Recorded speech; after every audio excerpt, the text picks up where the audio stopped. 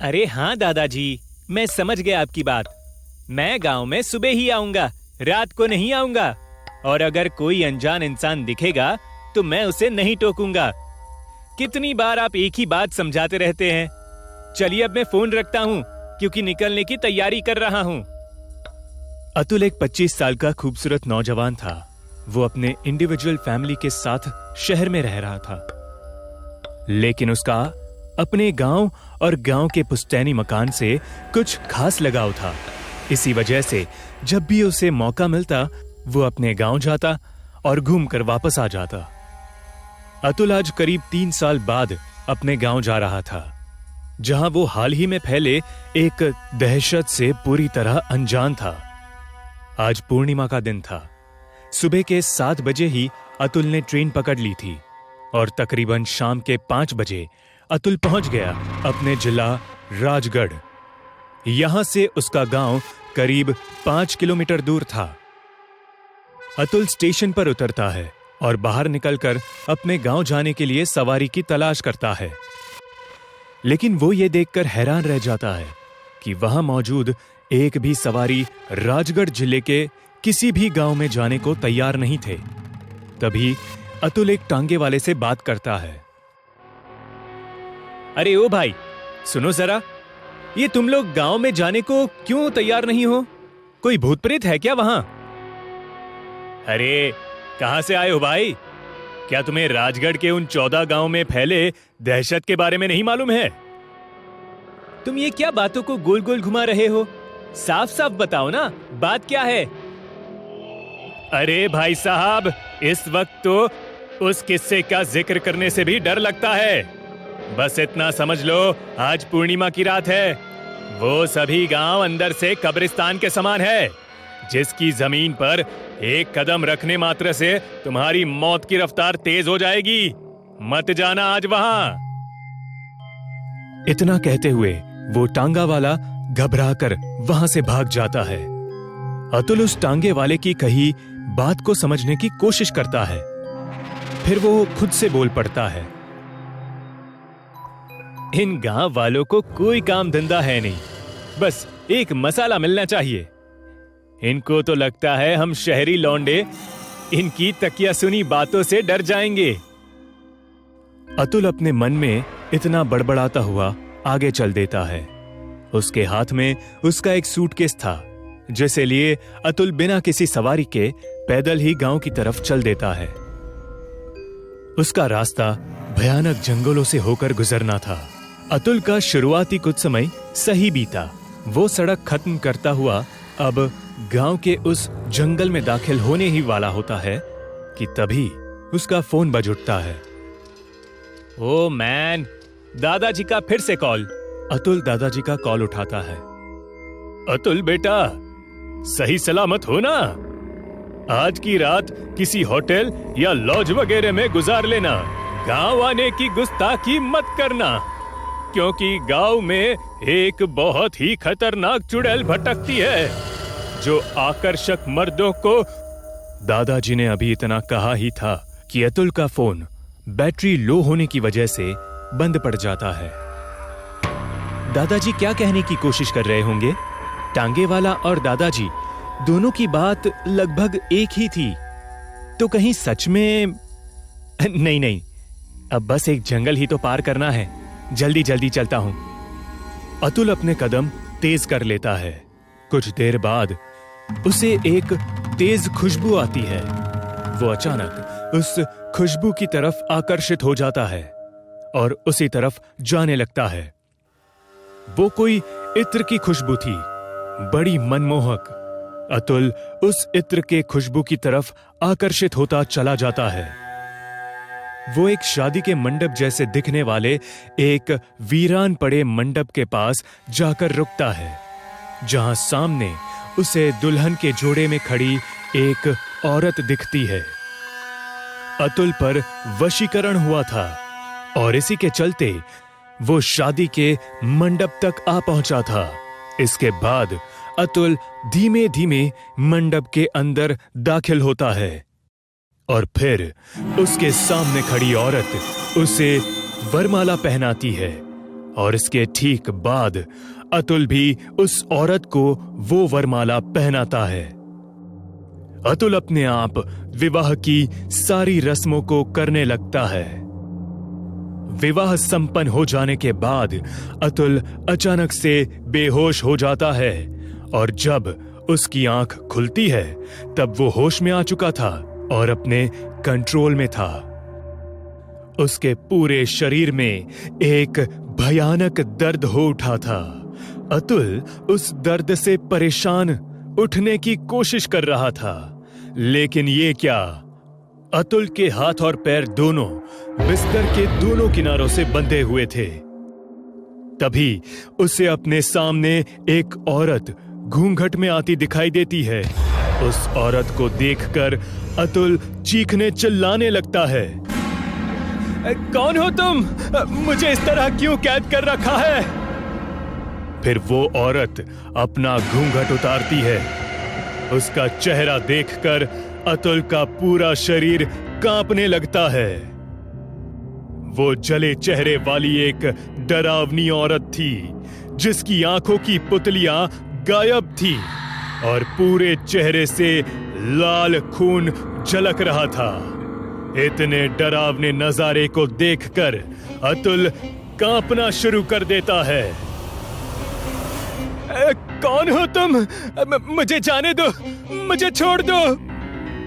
वो औरत अतुल के करीब आती है और फिर उससे एक भारी आवाज में कहती है, मैंने तुझसे शादी कर तुझे यहाँ ले आई, लेकिन मुझे मालूम पड़ गया कि तू मेरा पति नहीं है, इसलिए अब तुझे मरना होगा। अब तुझे मरना होगा।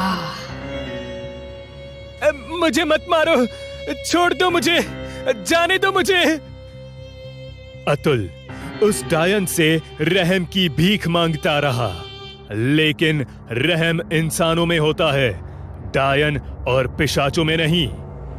अतुल के ठीक बगल में रखी खंजर हवा में अपने आप उठती है और वो खंजर अतुल के सिर से आर पार हो जाती है, जिससे अतुल तड़प तड़प कर मौत की नींद सो जाता है। अतुल का भी मृत शरीर गांव के उसी चौराहे पर मिलता है जहां उस विधवा डायन से शिकार हुए लोगों के मृत शरीर मिले थे। अतुल की लाश के बगल में कुछ लोग इकट्ठा हुए थे और तभी अतुल के दादाजी वहां पहुंचते हैं और उसकी लाश को देखकर रोने लगते हैं। अरे, मैंने मना किया था, गांव में सूर्यास्त के बाद मत आना, वो अभागन डायन जान ले लेगी। मैं आगे कुछ बताता कि तभी फोन कट गया। हे भगवान, ये सब क्या हो गया?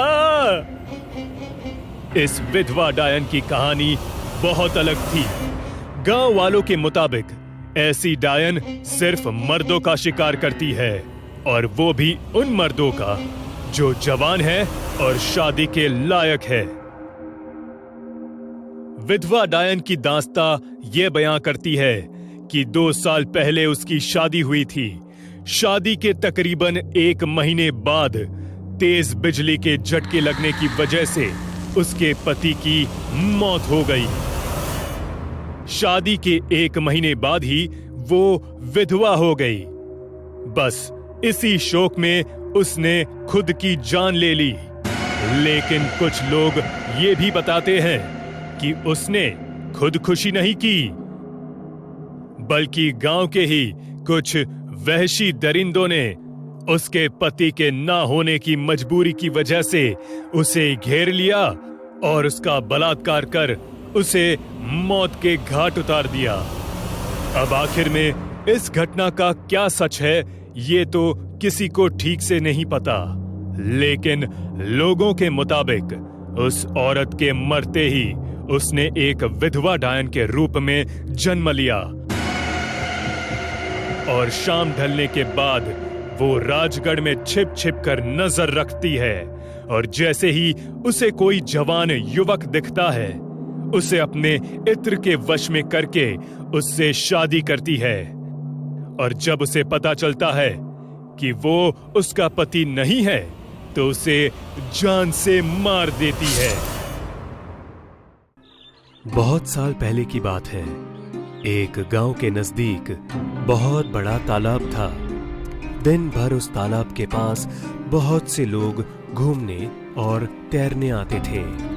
रात के समय भी उस तालाब के पास लोगों का आना जाना लगा ही रहता।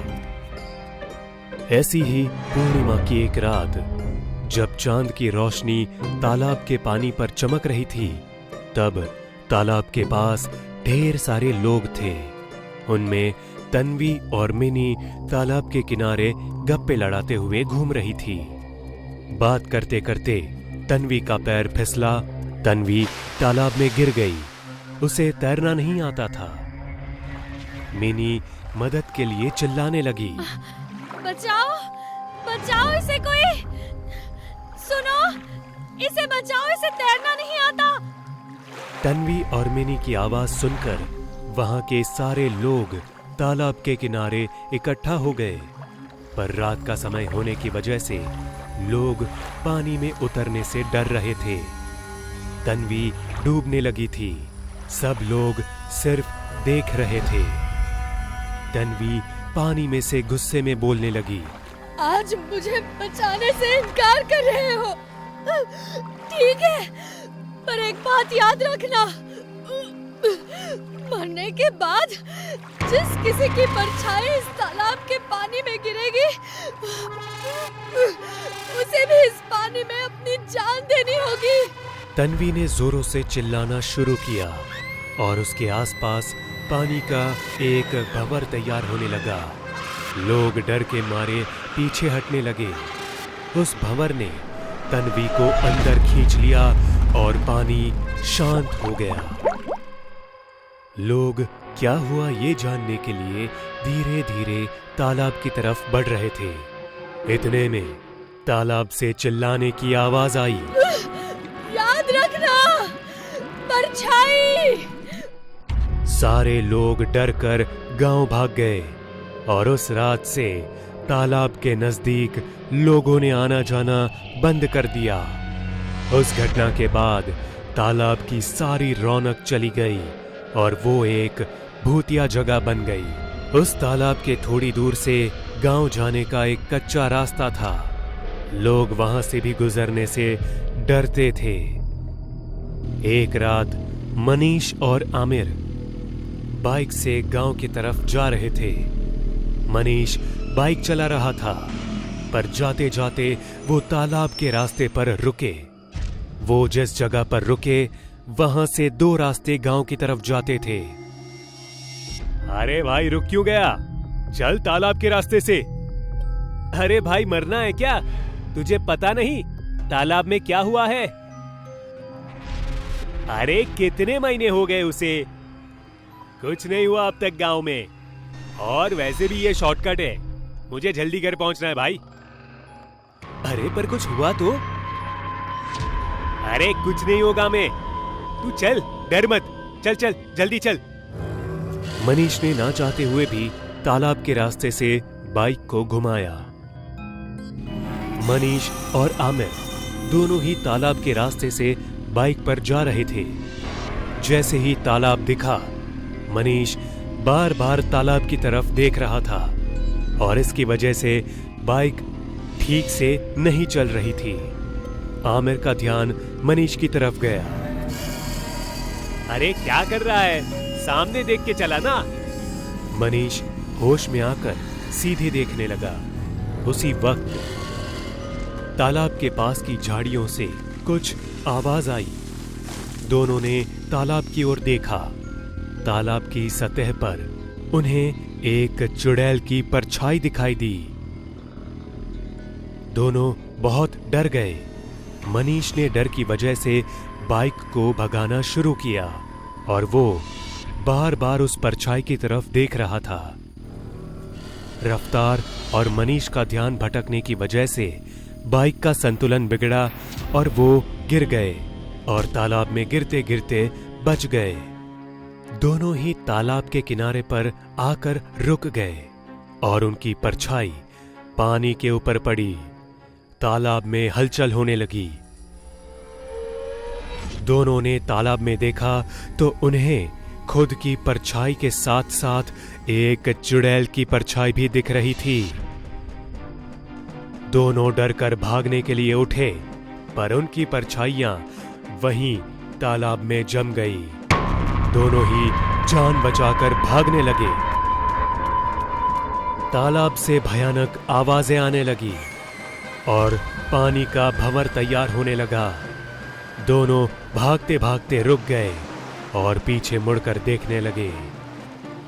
एक चुड़ैल की परछाई ने भंवर में खड़ी होकर दोनों हाथों में आमिर और मनीष की परछाइयां पकड़ी थी। वो परछाई जोर जोर से हंस रही थी। उसने जैसे ही हाथ में पकड़ी, दोनों परछाइयां पानी पर पटकी। उसके तुरंत बाद आमिर और मनीष हवा में उछले और जोर से नीचे गिर गए। दोनों चिल्लाने लगे। मैंने कहा था ना, अगर किसी की परछाई इस तालाब में गिरी तो उसे अपनी जान देनी होगी। अब तुम दोनों तैयार हो जाओ अपनी जान देने के लिए। आमिर ने डरते हुए हिम्मत करके कहा, हमें अच्छी तरह से तैरना आता है, तुम हमें नहीं डुबा सकती, समझी? तुमसे किसने कहा कि तुम्हारा पूरा शरीर पानी में डूबेगा? अब मतलब? चुड़ैल चिल्ला के भयानक तरीके से हंसने लगी। चुड़ैल ने परछाइयों को फिर से उठाया और उनके शरीर से सिर को उखाड़कर पानी में फेंक दिया। उसके साथ ही आमिर और मनीष के सिर भी पानी में आ गिरे। सिर के बाद उसने दोनों हाथ और दोनों पैर उखाड़कर पानी में फेंके। तालाब का पानी उनके खून से लाल हो गया था और उन दोनों के शरीर के टुकड़े उस खून के पानी में तैरने लगे। धीरे धीरे वो भंवर शांत होने लगा और वो चुड़ैल की परछाई पानी का सारा खून और शरीर के टुकड़े अपने अंदर खींचने लगी। भंवर शांत होने के बाद चुड़ैल की परछाई हंसते हुए तालाब की गहराई में गायब हो गई और पानी पहले की तरह साफ और शांत दिखने लगा। तालाब से थोड़ी ही दूर पर उनकी बाइक गिरी पड़ी थी, जिस पर एक कौवा बिल्कुल शांत बैठा हुआ था। सारा माहौल शांत था। अचानक तालाब में से चुड़ैल की परछाई के दो हाथ आए। उन्होंने बाइक को हवा में उठाया और गांव की तरफ फेंक दिया। उसके बाद वो हाथ फिर से तालाब में गायब हो गए। उन हाथों की वजह से वो कौवा डर गया और उड़ते हुए जोरों से कांव कांव करने लगा। उड़ते हुए वो तालाब के ऊपर से उड़ा और उसकी परछाई उस तालाब में कैद हो गई। तालाब में फिर से हलचल शुरू हुई और धीरे धीरे चुड़ैल के हंसने की आवाज आने लगी। माँ, माँ, वो देखो ना, वो कितना सुंदर कंगन है ना। चलो ना माँ, लेते हैं। हाँ, कंगन तो बहुत सुंदर है और कीमती भी। लेकिन बेटा, ऐसे रास्ते में पड़े किसी भी वस्तु को हाथ नहीं लगाते। न जाने किस सामान के साथ कौन सी बला तुम्हारे साथ चल दे। माँ, माँ प्लीज उठा लेते हैं ना, मुझे बहुत पसंद है ये। कितना सुंदर है ना। अरे बेटा, बाजार से दूसरा ले दूंगी, इसे रहने देते हैं। नहीं माँ, मुझे यही वाला चाहिए। माँ मुझे चाहिए, मुझे यही वाला चाहिए।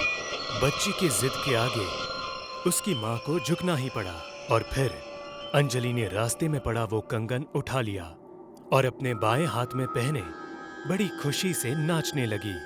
ये मेरा नया कंगन, मेरा नया कंगन।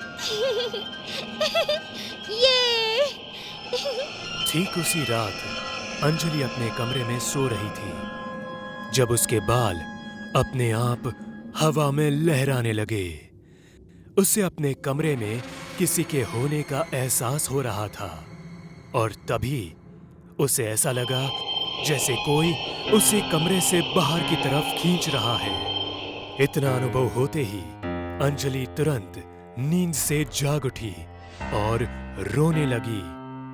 उसे डर लग रहा था, जिस वजह से वो अपने मम्मी डैडी के कमरे में जाकर उनके साथ सो गई। अगले दिन अंजलि अपने कंगन को खनकाते हुए स्कूल से घर लौट रही थी। इस बार वो बिल्कुल अकेली थी। वो दौड़ते हुए अपने घर जा रही थी कि तभी कुछ दूर आगे उसे ठीक अपने सामने एक चॉकलेट गिरा मिला।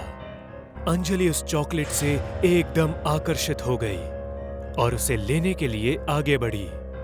लेकिन जैसे जैसे वो आगे बढ़ती, वो चॉकलेट उससे दूर होता चला जाता। मासूम सी अंजलि को क्या पता था कि ये चॉकलेट उसे किस दिशा की ओर भटका रहा है। चॉकलेट का पीछा करते करते अंजलि अब एक जंगल में आ चुकी थी, जो सुनसान माहौल और वीरान पेड़ों से घिरा था। तभी चॉकलेट का सरकना बंद हो जाता है और वो एक जगह स्थिर हो जाता है।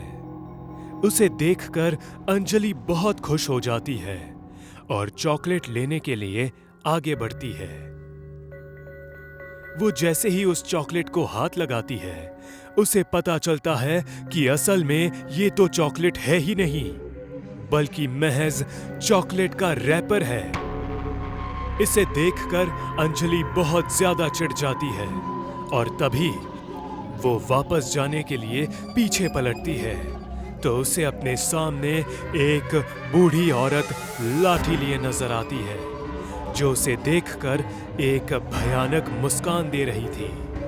उस बुढ़िया को देखकर अंजलि चीखने चिल्लाने लगती है और तभी वो बुढ़िया एक झटके में अंजलि के पास पहुंच जाती है।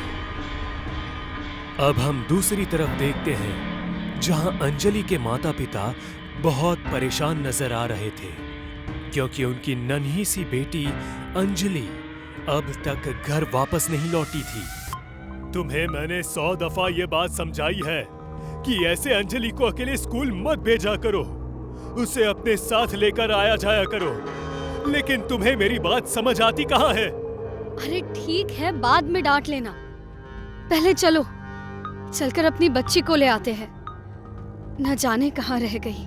वो दोनों स्कूल में फोन लगाते हैं, जहां उन्हें बस यही पता चलता है कि अंजलि तो बहुत देर पहले स्कूल से निकल चुकी है, वो स्कूल कैंपस में नहीं है। इसके बाद सविता और अभिषेक अंजलि को हर जगह ढूंढना शुरू कर देते हैं, लेकिन वो उन्हें कहीं नहीं मिलती। फिर वो लोग थाने में अपनी बच्ची के मिसिंग रिपोर्ट लिखाने की सोचते हैं, लेकिन उसके लिए भी कम से कम उन्हें 24 घंटे का इंतजार करना होगा। शाम को थके हारे दोनों अपने घर लौटते हैं तो उनकी एक पड़ोसन सुप्रिया उनकी हालत देखकर समझ जाती है कि मामला कुछ गंभीर है। वो उन्हें टोकते हुए पूछती है, अरे ताई, क्या हो गया? तुम लोग मुंह लटकाए क्यों हो? आज रात तो तुम्हारी वो चंचल बिटिया भी नहीं दिख रही। सब ठीक तो है ना? अरे अब क्या बताऊं तुम्हें, सुबह से बच्ची गायब है, न जाने कहाँ गई मेरी बच्ची। इसके बाद सविता बिलखते हुए उसे सब कुछ बयां करती है। तीनों घर के अंदर बहुत चिंतित बैठे थे। तभी सुप्रिया की नजर एक चमकते हुए कंगन पर पड़ती है। अरे ताई, वो कैसा कंगन है जो वो टेबल पर रखा है? देखो कैसा चमक रहा है। ये किसके लिए है? क्योंकि मैंने तुम्हारे हाथों में तो पहले नहीं देखा ये। सुप्रिया के सवाल करने पर सविता उसे कल वाली पूरी बात बताती है। वो उससे कहती है, मुझे लगा कि जरूर इस कंगन में कुछ तो अजीब है। इसी वजह से मैंने अपनी बेटी को फुसलाने के लिए उसे दूसरा कंगन पहना दिया और इस कंगन को छिपा दिया। अब बच्ची है, जिद पूरी हुए बगैर मानेगी नहीं। अब मैं समझी ऐसा क्यों हो रहा है। ये कंगन कोई साधारण कंगन नहीं है, बल्कि मुझे तो ये किसी चुड़ैल का कंगन लग रहा है। देखो तो, इस पर हल्के हल्के खरोच के निशान भी है। देखो। तुम्हारे कहने का क्या मतलब है? मतलब साफ है, ये कंगन किसी चुड़ैल का है जो सड़क पर तुम्हें मिला, और क्योंकि उसे तुमने ले लिया, इस वजह से वो चुड़ैल अब किसी भी कीमत पर अपना ये कंगन चाहती है। और उसी कंगन के लिए तुम्हारी बेटी को अकेला पाकर उसने अगवा कर लिया। तो अब हमें क्या करना चाहिए? अभी तो एक ही रास्ता बचा है, उस चुड़ैल को उसका कंगन लौटा दो। मगर कैसे? एक काम करो, तुम्हें वो सड़क याद है जहाँ ये कंगन पड़ा मिला था? हाँ, मुझे अच्छी तरह याद है, वो फाटक वाला रास्ता। हाँ, तो देर किस बात की, तुरंत वहाँ चलते हैं। अगर कंगन वहाँ मिला था तो ये तय है कि उस चुड़ैल का वास उसी इलाके के आसपास होगा। लेकिन इससे मुझे मेरी बच्ची वापस कैसे मिलेगी? अरे जैसे हम उसे कंगन लौटा देंगे ना, वो हमारी बच्ची भी वापस कर देगी।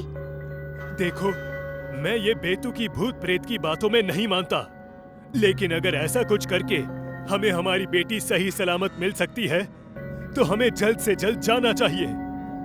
इसके बाद तीनों उस सड़क पर जाते हैं और फिर उस कंगन को ले जाकर रख देती है और वहीं खून के कुछ कतरे भी गिरा देती है, जिससे आकर्षित होते हुए वो चुड़ैल वहां तक पहुंचे और बिना किसी शर्त के वो बच्ची को लौटा दे। इसके बाद करीब 2 घंटे तक वो तीनों एक दीवार के पीछे से लगातार उस चमचमाते हुए कंगन पर नजर रखे हुए थे और आखिरकार उन्हें वहां एक बूढ़ी औरत आती दिखाई देती है। वो एक चुड़ैल थी जो कंगन के करीब आती है और जैसे ही वो कंगन को पहनती है, वो अचानक से किसी महफिल की अप्सरा बन जाती है, बहुत खूबसूरत और जवान। अपना कंगन लेकर वो चुड़ैल विलुप्त हो जाती है और इसके अगले ही पल अंजलि भागते हुए उस तरफ आती है और अपने मम्मी डैडी से लिपटकर रोने लगती है।